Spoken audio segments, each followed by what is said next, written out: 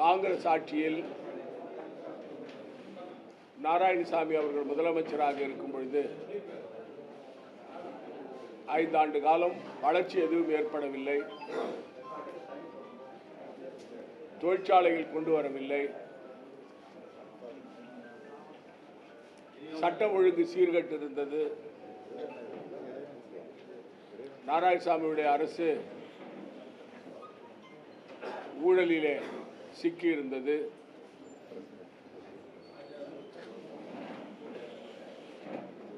₹15,000 கோடி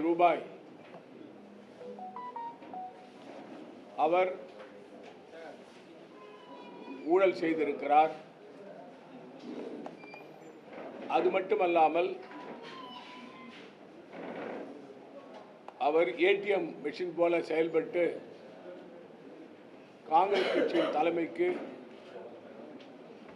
நிதியை கொடுத்திருக்கிறார்.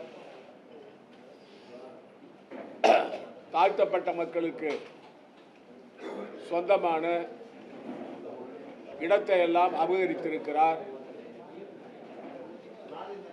மலைவாழ் மக்களுக்கு ஒதுக்கப்பட்ட சென்டாக்கினுடைய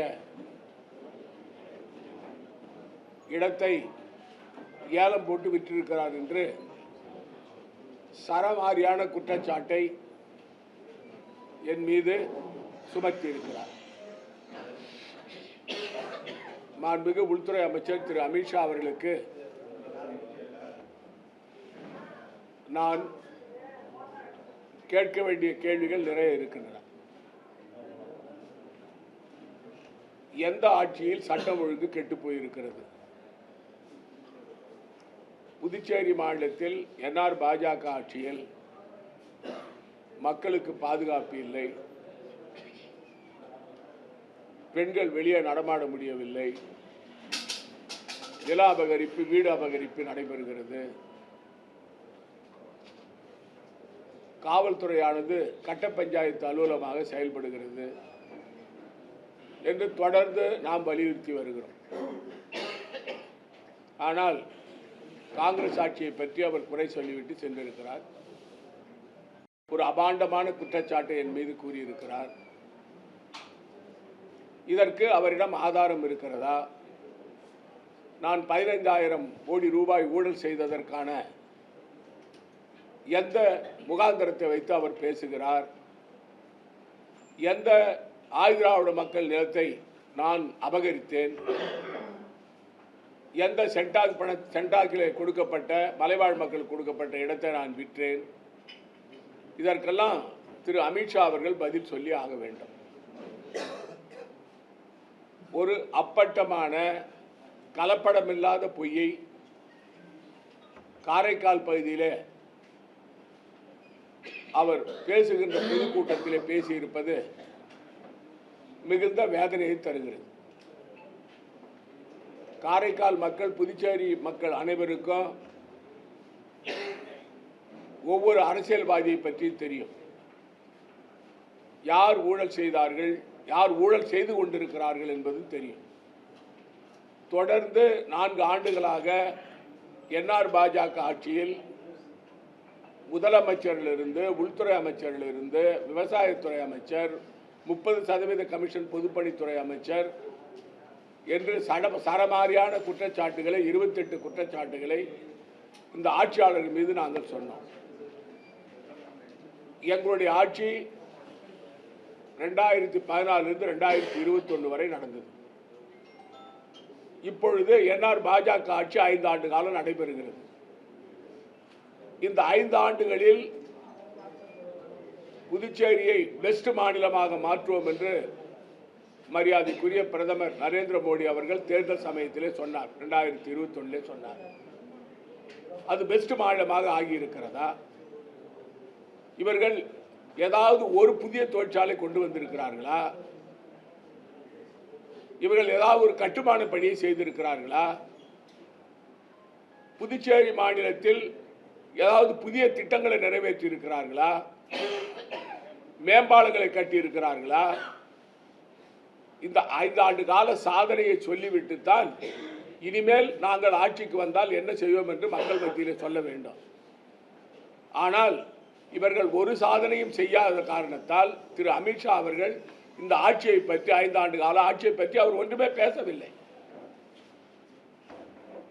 இது நிதர்சனமான உண்மை. இந்த 5 ஆண்டுகளிலே என்ஆர் பாஜக ஆட்சியினுடைய அவர்கள் என்ஆர் பாஜக ஆட்சியினுடைய சாதனை என்ன? இந்த சாதனை இருந்தால் அவர் சொல்லி இருப்பார், திரு அமித்ஷா அவர்கள் சொல்லி இருப்பார். இதில் வேதனை தான் மிஞ்சி இருக்கிறது. அதாவது அவர் மேடையில் யார் யாரை அமைத்து வைத்துக் கொண்டு அவர் பேசியிருக்கிறார். போலி மருந்து ஊழலிலே சிக்கி இருக்கின்ற மரியாதைக்குரிய ஏம்பலம் செல்வம் அவர்கள், அவர் சபாநாயகர், நேரடியாக அவருக்கு தொடர்பு இருக்கிறது. இந்த ஆதாரத்தோடு நாங்கள் கொடுத்திருக்கிறோம். அவர் அந்த போலி மருந்து தயாரித்து விற்பனை செய்த திரு ராஜா அவர்களோடு டெல்லிக்கு சென்று மரியாதைக்குரிய மத்திய நிதி அமைச்சர் நிர்மலா சீதாராமன் அவர்களிடம் அந்த ராஜாவுக்கு 100 கோடி ரூபாய் வங்கி கடன் கொடுக்க வேண்டும் என்று அவர் சிபாரிசு செய்ததை அவரே நேரடியாக ஒத்துக்கொண்டிருக்கிறார். அவரை பக்கத்திலே வைத்துக் கொண்டு தன்னுடைய சொத்துக்களை காப்பாற்றிக் கொள்வதற்காக பாரதிய ஜனதா கட்சியில் சேர்ந்து இப்பொழுது அமைச்சராக இருக்கின்ற மரியாதைக்குரிய நமச்சிவாயம் அவர்களை வைத்துக் கொண்டு 15,000 ரூபாய் லஞ்சம் வாங்கிய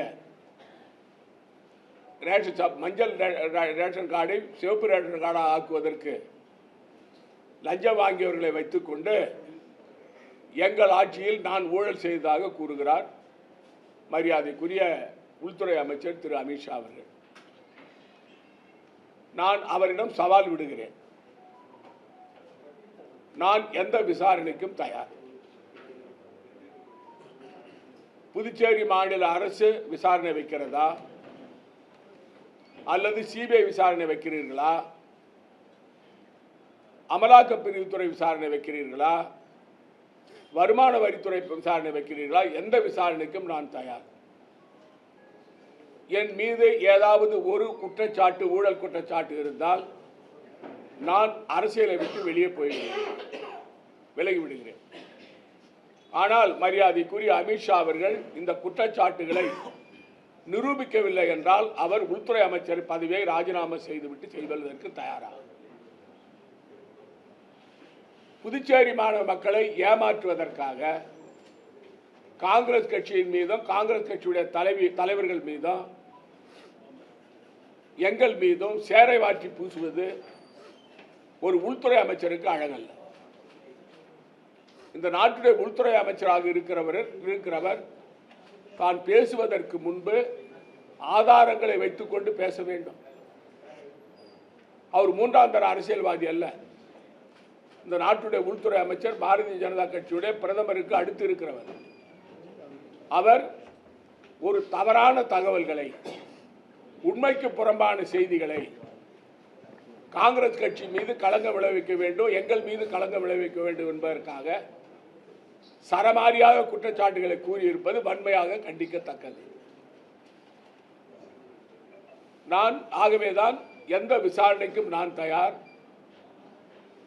நிரூபிக்கவில்லை என்றால் உள்துறை அமைச்சர் தன்னுடைய பதவியை ராஜினாமா செய்ய தயாரா என்ற கேள்வியை நான் மக்கள் மத்தியிலே வைக்கிறேன்.